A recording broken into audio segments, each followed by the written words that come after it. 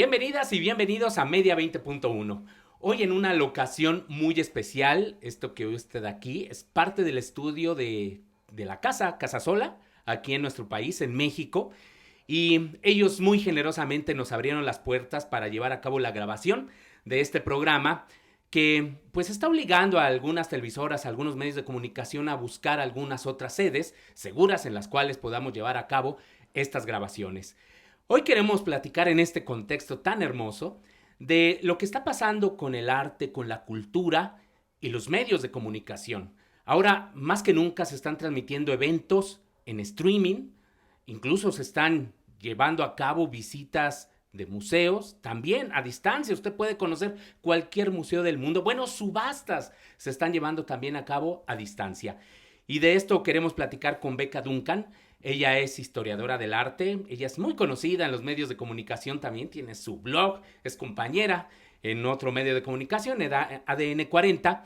Y pues bueno, antes de la entrevista, le invito a ver algunas de las noticias más importantes de los últimos días.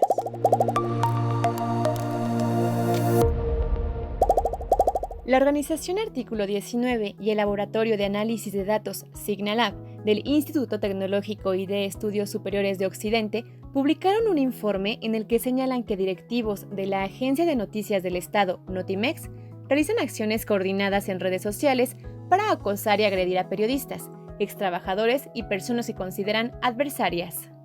Ese testimonio del periodista Manuel Ortiz es parte de la referida investigación. Quiero decir que el mismo día que salieron los ataques en mi contra y con la misma estructura de los tweets que salieron, publicó también un tweet Agustín Lozano, que es el director editorial, y usa los mismos hashtags y los mismos arrobas que utilizan las cuentas que han usado fotografías de mi familia, digo, no solamente de mi hijo, de mi esposa, incluso de familiares que viven en Estados Unidos, porque entraron a sus cuentas de Facebook y ahí tomaron las fotografías. En su derecho de réplica en Aristegui Noticias, la directora de Notimex, San Juana Martínez, negó las acusaciones y expuso que 2 de las personas que la acusan fueron denunciadas penalmente por presuntamente haber hackeado la página de la agencia y por realizar ataques en su contra a través de cuentas falsas, es decir, por lo mismo de lo que se le acusa a ella. Una campaña de hostigamiento y de acoso que incluyó a mis hijos. Me robaron fotos de otras cuentas, de Instagram, de Facebook, todo lo tuve que cancelar. A mi hija adolescente la amenazaban de violación, claro, directamente señalándome a mí. Entonces finalmente decidí suspender todas las cuentas. Medios internacionales como The New York Times, El País, El Washington Post y el Wall Street Journal publicaron notas similares en las que afirman que el gobierno de México oculta las cifras reales de muertos por COVID-19. En dichas notas se pueden leer frases como 3 personas consultadas, las personas comentaron y muchos doctores denunciaron, es decir, no hicieron referencia a fuentes confiables e identificables.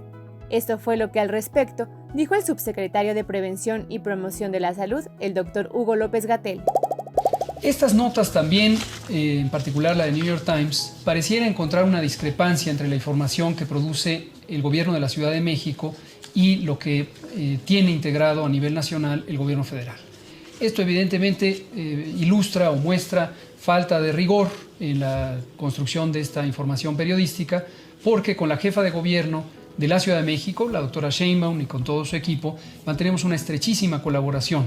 Además de que las autoridades sanitarias de los 32 estados del país son quienes generan la información.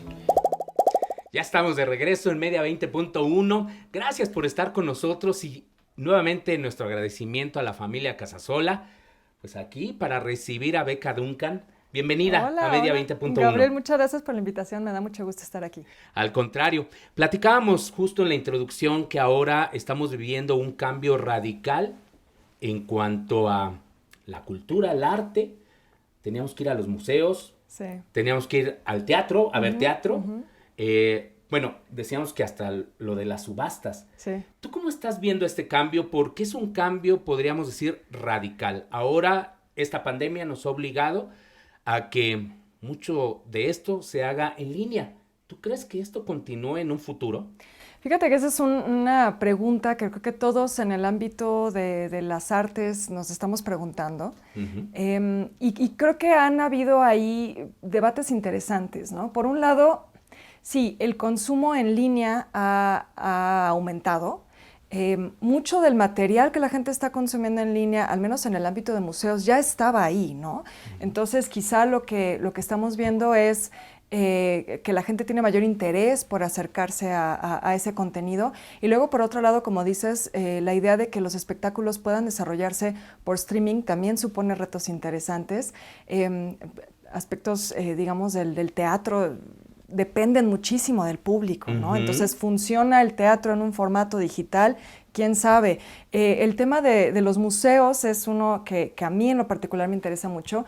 Y ahí lo que se cuestiona es también el hecho de que este acercamiento de la gente a ese contenido nos habla de que la gente tiene una sed por consumir cultura y arte, quizá más de lo que antes se creía, ¿no? Normalmente se cree que el arte o ir a los museos es para un público de nicho muy específico, pero de pronto estamos viendo que algunas páginas web de museos a nivel mundial han tenido un aumento, por ejemplo, de 700% de visitantes. Entonces eso significa que la gente, aún en casa, quiere seguir viendo arte.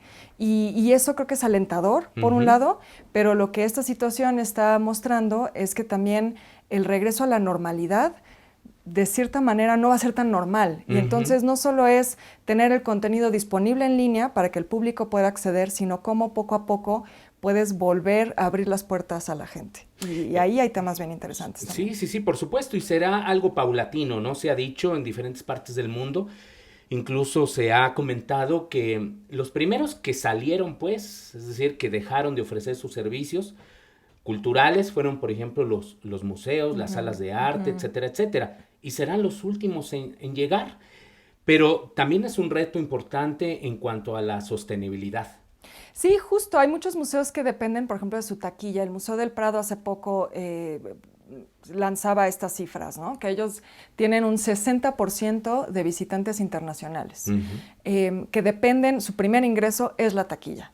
Entonces, si pensamos en un mundo en el que quizá viajar al extranjero no vaya a ser tan fácil ya, o no es algo en lo que podamos, una actividad a la que podamos regresar de una forma tan inmediata, entonces como estos museos que se han convertido de cierta forma en espacios de turismo masivo, ¿cómo van a regresar a la normalidad, ¿no? Sí, claro. Y si dependen tanto de la taquilla, entonces eso va a significar recortes y ya lo estamos viendo. El Museo Metropolitano de Nueva York, por ejemplo, ya empezó a hacer recortes importantes, los va a continuar haciendo hasta junio. Ellos calculan que hasta octubre realmente van a tener una idea más clara de cómo pinta el panorama.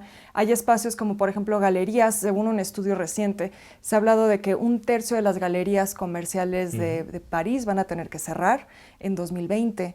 Entonces, es un sector que se va a ver fuertemente impactado por la falta de público, ¿no? Pero bueno, también hay otros mecanismos. Lo cierto es que muchos museos también han estado acercándose cada vez más a los patrocinios de privados. Eso también abre otro tema de conversación. Por ejemplo, el caso de Inglaterra es interesante porque muchos de los museos británicos dependen del financiamiento de la petrolera BP. Y entonces ahí pues, también eso suscita muchas críticas, ¿no? Pero sí ha habido un poco un cambio en esos modelos que quizá permitan que los museos sigan operando sin la taquilla.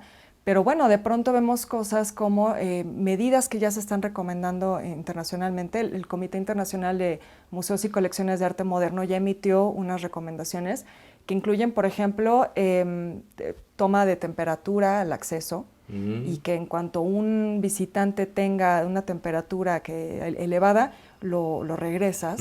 No permitir el acceso a públicos vulnerables, que eso también abre otra discusión, porque entonces, pues, ¿qué tanto está siendo discriminatorio? Y el derecho a la cultura es un derecho humano. Entonces, ¿cómo puedes decirle a un mayor de edad que no puede entrar a un museo? ¿No? Sí, claro.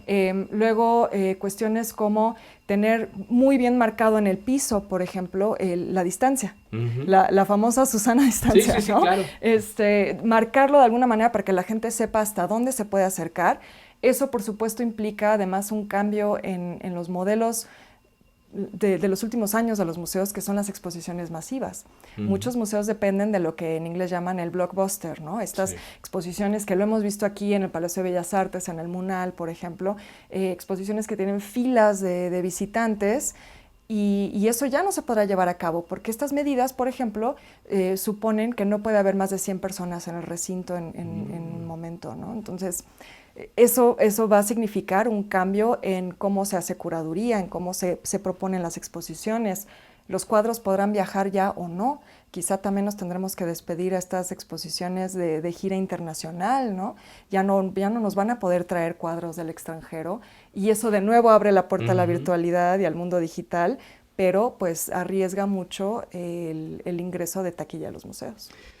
Bueno, y aparte no estamos muy acostumbrados a pagar, por ejemplo, por este tipo de servicios culturales. Incluso se habla de una sobreabundancia cultural muy importante. Quizá como nunca antes estamos teniendo acceso a todos estos conocimientos, a todas estas obras, exposiciones, espectáculos musicales de manera gratuita. Sí, eso es algo de lo que se ha hablado en las últimas semanas también. La Organización Mundial de Propiedad Intelectual, por ejemplo, emitió una alerta de cierta forma de que esta gratuidad y esta sobreexposición a contenido se entiende en este momento de emergencia, pero que quizá tenga consecuencias a largo plazo terribles, ¿no? Además coincide en un momento en el que se estaba buscando un aumento en el pago de retransmisiones. Entonces, de pronto esas retransmisiones son gratuitas en un gesto de solidaridad, por supuesto, con la gente que está en casa y está buscando qué ver, pero ¿qué tanto estás arriesgando justo los derechos intelectuales de gente que se dedica al cine, a la música? Para los medios audiovisuales eso también es bien importante, cómo se va a ver impactado. Y también creo que es algo que nosotros mismos como público tenemos que cuestionarnos. Por un lado, te digo, es muy alentador pensar que la gente quiere ver arte y quiere ver cultura a pesar de la situación en la que estén. Entonces, si ya no pueden entrar al museo, si ya no pueden ir al concierto, lo están buscando en línea, y eso creo que, como te decía al principio, nos demuestra que la gente sí quiere consumir cultura. Y eso, por cierto, abonando un tema de tu programa, va a tener un impacto, o debería tener un impacto también en los medios tradicionales, ¿no? La televisión cultural siempre se ha visto como algo que no interesa al público en general, y de pronto estamos viendo que quizás sí. Quizás sí, ¿no? Quizás sí, pero cuando, por ejemplo, se hacen las encuestas, ¿no? De qué programas te gustaría ver en la televisión, y la mayoría respondemos, no, programas culturales, ¿no? Pero lo cierto es de que se sigue consumiendo muchísimo el Canal 2, las telenovelas, ¿no? La Rosa de Guadalupe, etcétera, etcétera.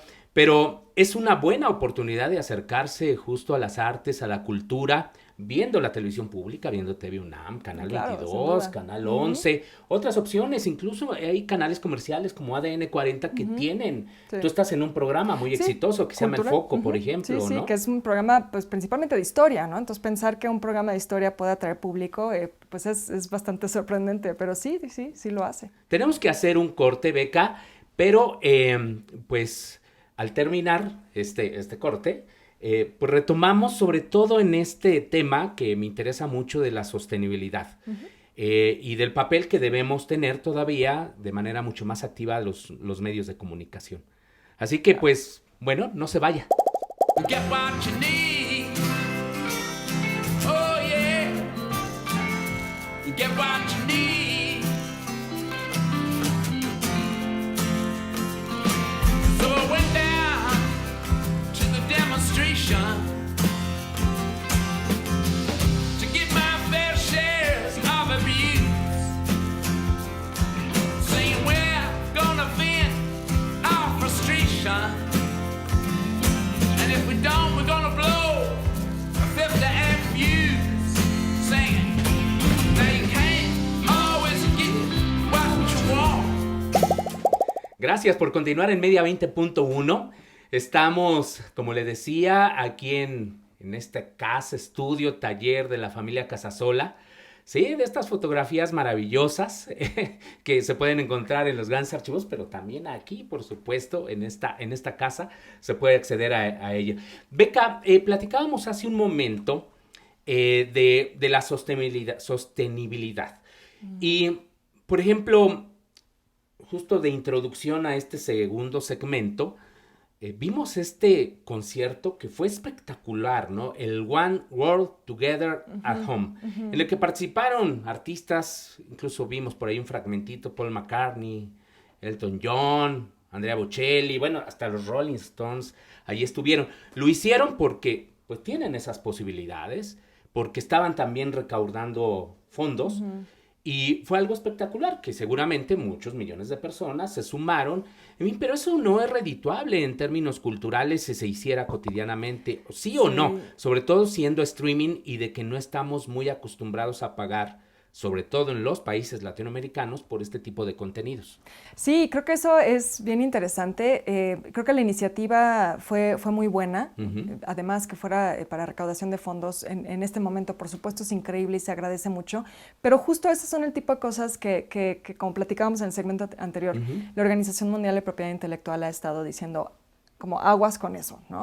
Esa gratuidad puede afectar a largo plazo, porque entonces la gente pues se acostumbra a que sea gratis, ¿no? Y justo pensando en una noticia reciente, el impuesto que se anunció a Netflix, por ejemplo. Sí, de 16%, el IVA, ¿no? Claro, que sería lo justo, pero también generó como una especie de un escándalo impacto a los por consumidores. Ahí, ¿no? Estamos acostumbrados a que el contenido en línea cueste, para nosotros como consumidor, aunque cuesta hacerlo. Bueno, pero sí pagamos, ¿no?, a Netflix, ¿no? Eso sí, a Netflix sí pagamos. Y de hecho, algunas publicaciones culturales también han estado hablando de que van a necesitar ahora cobrar quizás suscripciones en línea. Muchos periódicos también lo están haciendo ya, cobrando una suscripción en línea.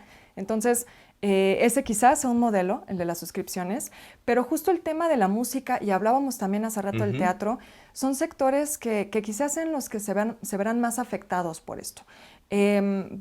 Justo si vemos, por ejemplo, la iniciativa que lanzó Emmanuel Macron, el presidente francés, el rescate a la cultura que están proponiendo ellos, es más bien hacia la cultura de espectáculos, no tanto a museos, a las artes plásticas, sino a ese mundo que depende del público. Entonces, creo que estas iniciativas como el concierto masivo que hablábamos son interesantes, pero tienen que entenderse como algo de emergencia, ¿no? En ese sentido también han surgido otras iniciativas. El fotógrafo Wolfgang Tillmans, por ejemplo, lanzó una muy interesante donde se juntaron 40 artistas, fotógrafos y demás, a hacer ediciones especiales de su obra para el momento de crisis, y todos los fondos de lo que se reúna, es decir, una especie como de venta, subasta en línea de arte, todos los fondos que junten con eso se van a utilizar no para apoyar tanto la producción de artes plásticas, ni siquiera la fotografía, siendo un ámbito del que Tillmans trabaja, sino más bien pequeños espacios para la música y para los espectáculos, ¿no? ¿Qué va a pasar, por ejemplo, con el barecito de jazz, donde, no sé, todos los jueves hay un espectáculo y los músicos locales dependen de poder tocar ahí, ¿no? ¿O qué va a pasar con el pequeño teatro experimental de barrio? Esos espacios son los que se van a ver muy impactados por esta situación, más que los grandes... Sí, los grandes conglomerados. Sí, lo mismo pasa en el cine. Tuvimos aquí en este programa a Alfredo Loaesa, el director del CCC, y bueno, decía, bueno, los grandes conglomerados les está yendo muy bien a pesar de todo, no están dejando de filmar, en fin, pero no dejan de obtener grandes ganancias, porque ahora incluso hay más consumo del streaming y de estas películas en línea o de las series.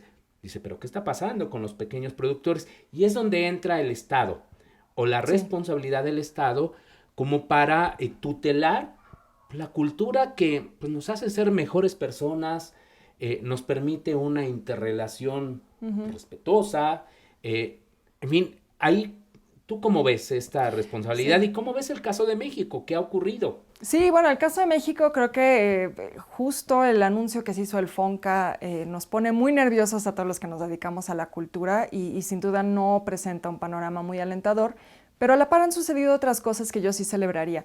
Lo que se hizo con la plataforma de Contigo en la Distancia, por ejemplo, me parece muy bueno. Por cierto, de este mismo, perdóname que te interrumpa, de esta plataforma quisiera que viéramos un fragmentito, no sé si seguro tú lo viste, es se hizo este videíto, que no es un video, es un video con todas las formas y muy bien hecho, lo decía por la duración, ¿no? Por el Día Internacional de la Danza. No sé si lo llegaste a ver, Sí. pero está maravilloso este video. ¿Por qué no invitamos a la audiencia que vea un fragmento de este video? A ver qué le parece. Contigo en la distancia estoy.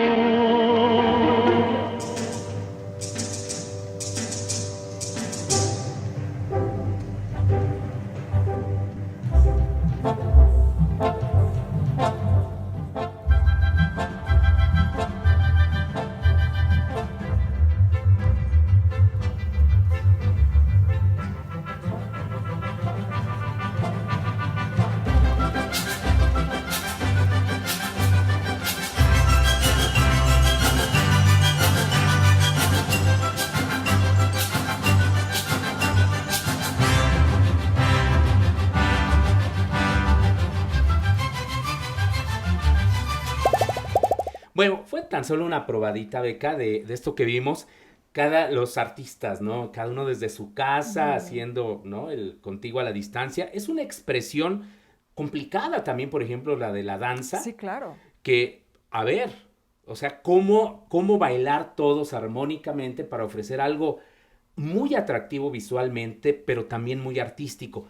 Y tú decías el papel, la tutela del Estado, la responsabilidad del Estado, Sí. que se enmarca en este proyecto que se llama Contigo en la Distancia. Sí, a mí me pareció una muy buena iniciativa, particularmente la parte de las convocatorias, ¿no? Porque mucho de lo que vemos en esa plataforma es, digamos, como contenido ya hecho, que ya existía, como lo decía al principio, muchos museos ya tenían recursos digitales, y lo que hace muy bien Contigo en la Distancia es como aglutinar todo eso en un solo espacio.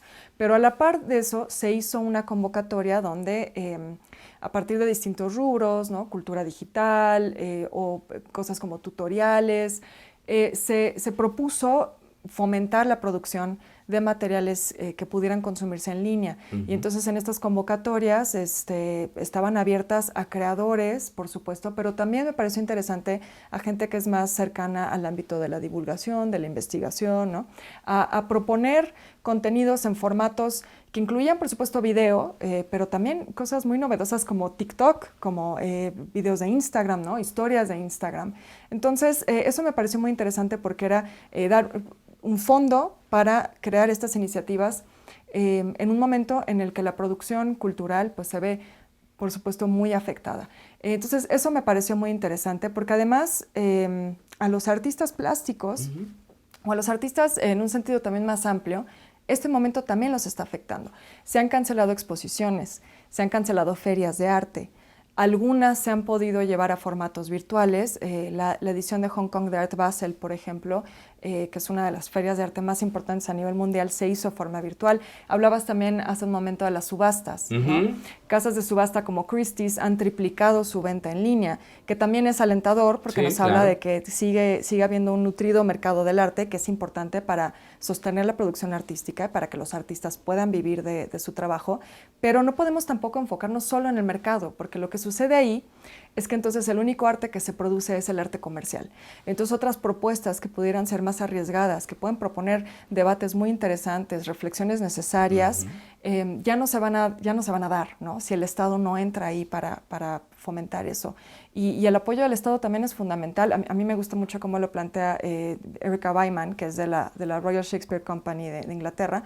Ella dice que el arte y la producción artística no solo se tiene que entender como algo que hace grande a un país, en el sentido de que, bueno, qué orgullosos nos sentimos de nuestro mariachi o de nuestra comida, ¿no? Sí. Sino que el arte lo que ayuda es a crear sociedades que pueden pensar por sí solas, que pueden debatir, que tienen ideas propias, y de eso se trata la democracia al final, ¿no? Entonces, por eso también el Estado tiene que garantizar que existe esa producción artística que nos confronta con otras ideas, que nos hace reflexionar cosas difíciles y no solo depender de lo comercial. Porque claro que está muy bien que las subastas se estén haciendo en línea, que la gente todavía quiera comprar arte, pero no podemos dejar que el mercado rija toda la producción artística. Ese es un tema relevante y de hecho la actual administración pues se ha enfocado en esto que le llaman cultura comunitaria y que esta pandemia pues vino a romper porque cultura comunitaria era el acercamiento de los artistas, de los grandes, ¿no? Tanto de los que participan en espectáculos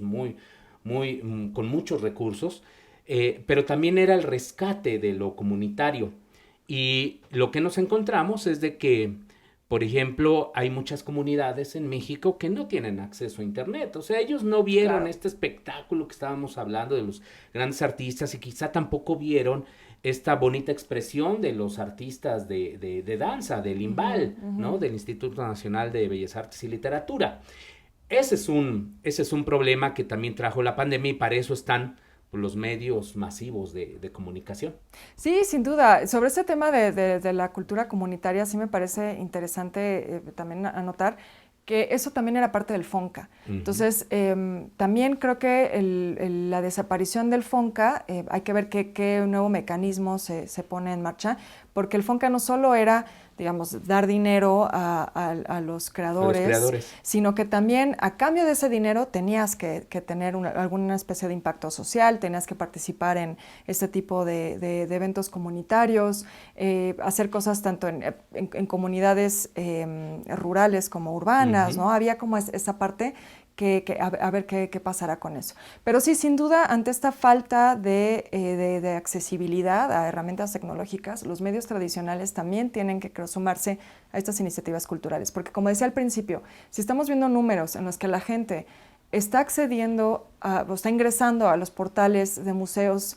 700%, digamos una proporción 700% más que en un momento normal, significa que la gente sí tiene una sed por consumir cultura, sí extrañan el espacio del museo o sí extrañan ver una obra de teatro o un espectáculo musical, ¿no? Entonces, creo que los medios tradicionales también tienen que empezar a ver eso, que ahí hay una demanda de contenido que no están cumpliendo. Sí, y una gran responsabilidad, indudablemente, y aquí los medios públicos, pues somos los que debemos tener ahí una participación todavía mucho más intensa y necesitamos también, pues ni modo, la cultura cuesta, a veces se requiere un poco más de inversión en este terreno. Ya se nos está prácticamente terminando el tiempo, Beca, pero me gustaría que tú le dieras algunas recomendaciones a nuestra audiencia de cuál crees que sea el portal o los portales que no se deben de perder de ver algunos de sus contenidos, porque tú haces en tu sitio, en tu página de YouTube, recomendaciones muy puntuales. Sí, yo hago muchas recomendaciones ahora por la situación actual, que justo la gente está buscando esto. Los portales que yo les recomiendo serían el que Contigo en la Distancia, por supuesto, porque como les decía, ahí reúne material de todos los museos, no solo de la Ciudad de México, sino de todo el país y también a nivel mundial. Hay también material, además de instituciones privadas, que es interesante. También les recomiendo mucho el portal que hizo la Secretaría de Cultura de la ciudad. Ahí también hay material increíble. Google Arts es también una plataforma maravillosa, Google Arts and Culture, porque eso les va a permitir también ver obras de arte de forma como más cercana, explorarlas con tranquilidad. Hay muchos materiales ahí, hay recorridos 360, es decir, en realidad virtual. Creo que Google Arts and Culture es una plataforma que sin duda no se pueden perder. Está en web, pero también tienen una aplicación con otras cosas que es muy interesante. Y también yo les diría que revisen los canales de YouTube de ciertas instituciones también. Por ejemplo, se va a hacer también un festival de cine global a través de YouTube. Entonces ese creo que es interesante. También, por supuesto, las compañías de teatro, muchas de ellas tienen páginas de YouTube, entonces también pueden ver obras de teatro en línea. El National Theatre, por ejemplo, del Reino Unido, tiene unas obras de teatro maravillosas en su página de YouTube. Esas serían, yo creo que las imprescindibles. Pues muchísimas gracias, Beca. Pues bueno, el tiempo se nos terminó, pero ahí están las recomendaciones, ahí está la discusión, es una discusión viva, activa, todo lo que va a pasar con la cultura de las artes a partir de esta pandemia. Muchísimas gracias, Beca, por acompañarnos, es un gran honor. Muchísimas gracias nuevamente también a la familia Casasola, a Vania Casasola, a Ixchel, que trabaja aquí en esta hermosa casa, por supuesto a Mercedes Olivares, que nos fungió para intermediación de todo esto. Y pues muchísimas gracias a usted. Hasta la próxima semana.